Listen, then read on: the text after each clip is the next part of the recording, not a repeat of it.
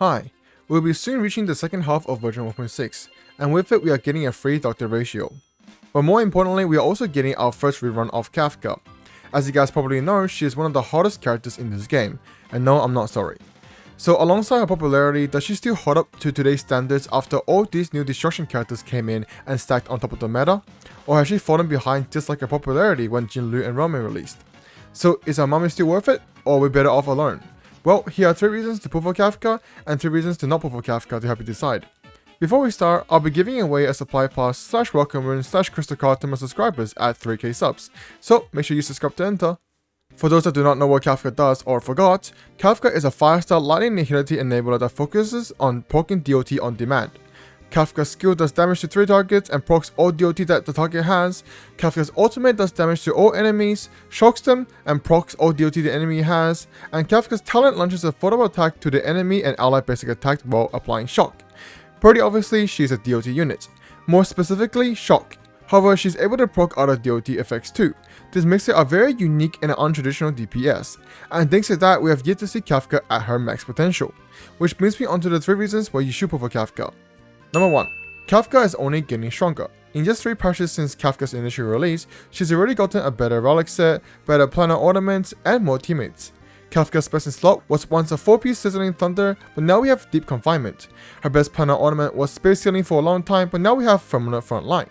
And yet this is still far from what Kafka's max damage output can be. We still have not gotten a teammate that perfectly fits her, and then we have to take into consideration of her teammate's build too. And just think, what if there's a DOT applying sustain unit? How good would that be for Kafka?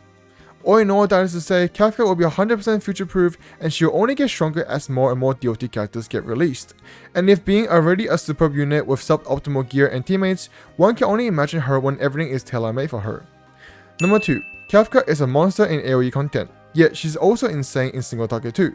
Her 3-target skill with an all-target ultimate is a perfect recipe for her to be a top pick in AOE. Pair her with an AOE DOT sub DPS, you have a perfect contender for the best AOE team in MOC. And heck, we aren't even talking about the newly released Pure Friction. To no one's surprise, Kafka is very great in it too. Give her some crit and energy, she's clearing mobs of enemies like an original character. And let's not forget her single target potential too.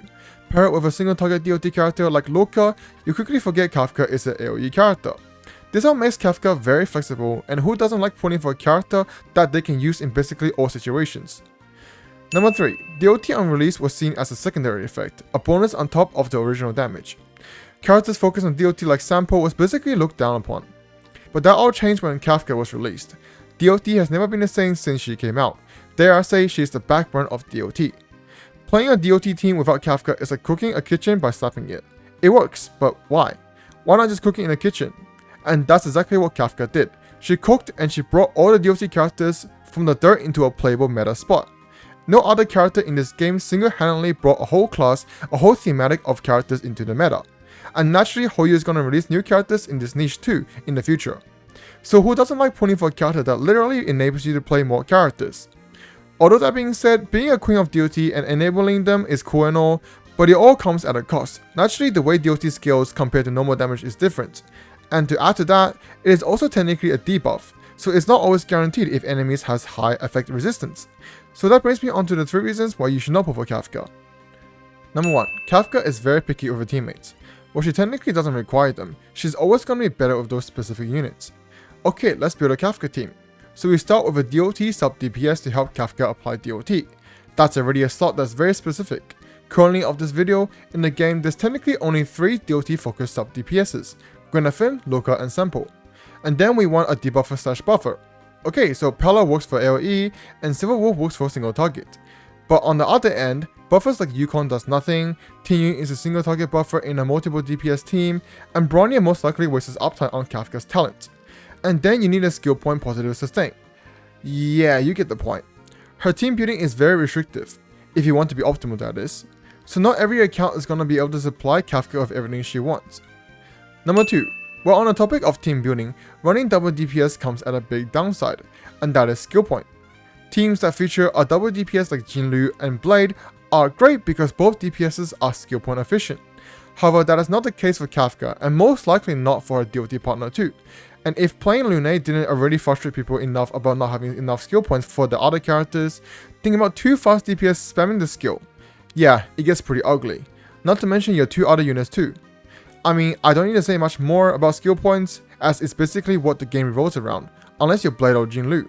However, this may be a less of an issue if hypothetically speaking, a Fox Lady pops out of nowhere and increases skill points, so we can only pray for future characters.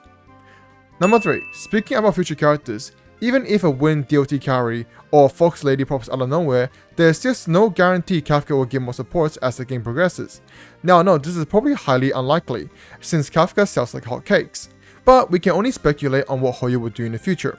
So actually not pulling for her and waiting for more characters and gear to release that actually help her is a better option than pulling out and hoping for more, which isn't the most confident, inspiring thing to see when pulling for someone. But I digress. Pull for whoever you like. If you like her, then go for it. There's really nothing else to say. I mean, she could be trash bottom tier and I'll still treat her like how Stilly treats her trash.